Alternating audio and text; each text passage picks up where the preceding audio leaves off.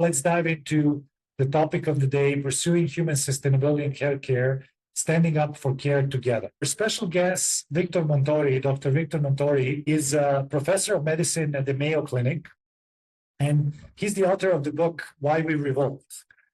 He's known worldwide, not just for his research on patient-centered care, but for, I would call that radical honesty and his real call to rehumanize medicine.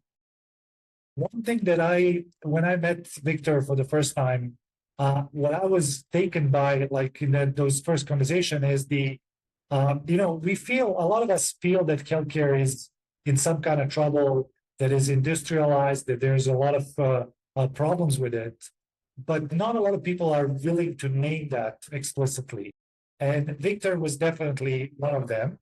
And I'm really, really excited to have a conversation with him today about his current work, about his thinking about different things and all of that. So Victor, welcome to our courageous conversations here. Lovely to be here, Peja, with you and with this community. So I wanna start with a question. I will ask a couple of questions at the beginning, and then we will open up to the audience, because we want you to ask as many questions as possible. But Victor, without taking you off guard here, if you were to finish the sentence in this moment in time, in 2025, to be human is, what would you say? What would you say it means to be a human today? To be human, I think to be human is to care. And I think that has multiple dimensions.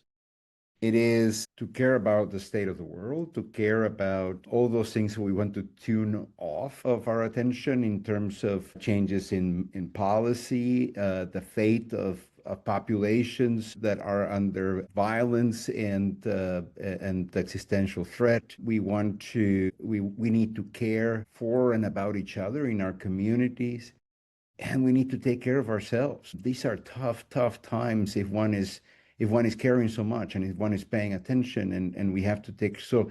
And I think, and this is I think a belief that underlies a lot of our work at the Patient Revolution, is we believe that to care is human. So to be human, I think, is to care. That's really, really interesting, especially in the moment in time where some other voices in public space are saying, well, empathy is not a useful thing to have. Like, I don't want to name any names, but you know what I'm talking about. Yeah, so silly, isn't it? That at a time where it is critically important that we care of ourselves, that we care of each other, we care of our planet, that the thing that seems to be taking us to ruin is excessive empathy. It is a silly concept. It deserves no attention, and we should move on from that. Yeah. So when I read your book, what really captured my attention is you called the healthcare system, and you were not explicit about just United States, because we have people from all around the world on these calls. You were talking about generally healthcare system being something you called industrialized monster. It's a big word. Like it's a really, I was thinking like, wow, this is really, really like a bold statement. Some. And I'm curious about, if we start there, what does it feel for you as a doctor? Like, what does it feel at the bedside, like when you're with your patients, to experience that monster, if you want to put it that way? Yeah, well, I think I struggle to make things about my own experience, but I think it's very clear that we in healthcare professionals around the world are struggling to fulfill their mission. The reason they chose a career in healthcare, and they chose to show up to care for patients, to people who are sick. And the reasons that get in the way of us being able to care have to do with what motivates our healthcare systems. And although when I first wrote the book, Why We Revolt, and as we started setting up the organization, I was thinking of my home country of Peru, and I was thinking of my career country of the United States, where I've done all of my professional life. It turns out that I was tapping into something that seems a bit more, I hate to say universal, but I think more general. And that is, when there are not enough resources, when there's not enough investment at the point of care, the point where patient and clinician come together, there's a degrading that goes on in terms of the ability of patients and clinicians to care together. This occurs, for instance, back in Peru. It was a result of limited resources at the time when I was learning to be a doctor, at the time of hyperinflation and terrorism that destroyed the infrastructure for healthcare in the country. It manifests in the United States by having so many parties extracting value. I mean, you put 20% of your gross domestic product of your economy into healthcare, and you have so many parties just taking value, extracting value of the system so that there's very little left at the point of care. And then in other countries where there are other forms of financing of the healthcare system, policies of austerity have actually put so few resources into healthcare that it has become insufficient. Yeah. And this, of course, has occurred at the same time as we have had a wave of chronic conditions affecting particularly people as they age, but also people who are disadvantaged at younger ages, including both physical and mental health conditions. And at the same time, we are very successful at inventing new tests, inventing new treatments, actually inventing new diseases. And so that would, of course, increase what we can do, increase the demand for the services, and increase the cost of this. And so that creates a perfect storm to drive efficiency, to focus on access and cost, to drive this industrialized healthcare that actually kills the soul of the healer, of the clinician that goes in and leaves the patient unsatisfied that they haven't been heard, listened, and cared for. Yeah, it's a really contradiction. I feel like for me as well, like we talked about it before, like when you said like there's a lack of investment, I was like immediately in my body feeling like, what do you mean lack of investment? It's consuming so much of our resources, at least in the United States, but like in other places around the world, even they don't like there's a lot of resource investment, but you're talking about relational investments, it seems like, or investment in that particular I'm relation. thinking about material ones, and I think it's just where we put it. And of course, it would be silly to just think of the healthcare system in isolation. I think one of the successes in other countries outside of the United States and many countries in South America, some of the successes have been that these countries have been serious about advancing public health and investment in solidarity-based economies that have elevated the quality of life of people and the ability to not fall through the cracks. And that has enabled the healthcare systems in those countries to be a smaller part of the economy. In the United States, we try to overcome every problem of health and suffering through professional healthcare services, and that's completely unsustainable. Yeah, and the narrative that I hear like a lot, and you probably as well, we need more efficiency. We need more efficiency, which is so problematic because efficiency for what? Like, like it's I think there are concepts of industrial economics that don't really jive well with such a human activity, efficiency, productivity. They call for asking the question, what is the product that we produce? What is this productivity about? And it seems to be the processing of people, passing that processing of people as if it was actually care. Yeah, but Finger, can I ask you a question? And I'm gonna challenge you and play the devil's advocates here, like a little bit. Like one could listen to you and say, like, well, this is basically a doctor who is potentially losing some power, like in the system, speaking that we are against efficiency in healthcare, where patients are maybe wanted efficiency. They want to be able to schedule easily, to have access to stuff. Like if I was a Amazon, I don't know, executive, I would say like, well, this is a doctor that's just losing his power and his autonomy here, and we want to provide something more valuable to the patients and accessible as our delivery services are. How would you answer that? And I'm not defending that argument, just to be clear. No, I But think I'm curious, what would you say? It's a reasonable concern. I think we need to distinguish two things. One is the administrative and service infrastructure that supports care, and that needs to be, efficient, transparent, fluid, minimal friction, Easy, easy, easy. I'm a big advocate of something we called, and that we've actually advanced with collaborators across the world, called minimally disruptive care, which actually is care that demands less and less and less for people to actually be able to care well. Is care with the smallest possible footprint on people's lives. And so efficiency in that way is absolutely necessary. Quality of the processes, safe and reliable, back end protocols. These all makes healthcare more reliable, safer, more efficient, easier to consume. But that's not the efficiency that I worry about. The efficiency I worry about is when it shows up in my office, when I'm with my patient. And at that point, it's really very important that we don't waste time, energy, and attention, which actually then has to go with all the things that try to get to our attention while we are together with patients and clinicians. But also, it's very important that we do not hurry. So to me, it's not efficiency what's at the core there, it's elegance. No hurry and no waste. Almost like a ballerina or like a gymnast. You see in the Olympics, and they're doing their pirouettes and stuff like that, and they have music going on in the background, and you can see that there's no movement that is unnecessary, but they're not going faster than the music. And care itself has its own rhythm, has its own music. And I think when we are accelerated, when we're hyperclocked, when we are asked to multitask, we're asked to go faster than the music, and that prevents us from caring well.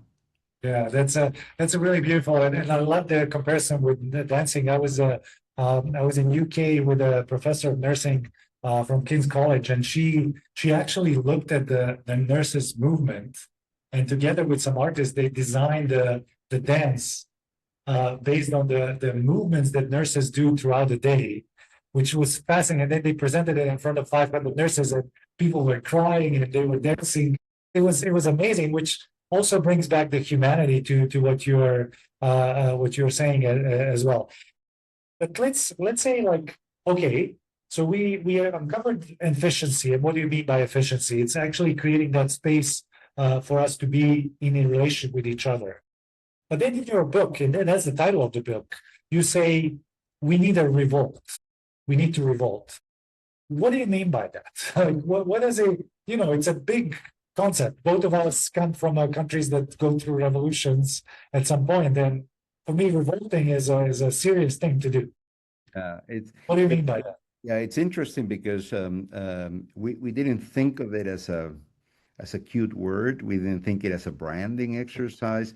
We thought of it as a sincere description of the degree of change that is necessary. So revolution here speaks to a fundamental change in the way we organize healthcare, particularly when we imagine healthcare as a sector of the economy or as an industry. And I think we need to turn away, which is another way of thinking about revolutions, right? As circles. We need to turn away from industrialized healthcare. And then it's not enough to be against that.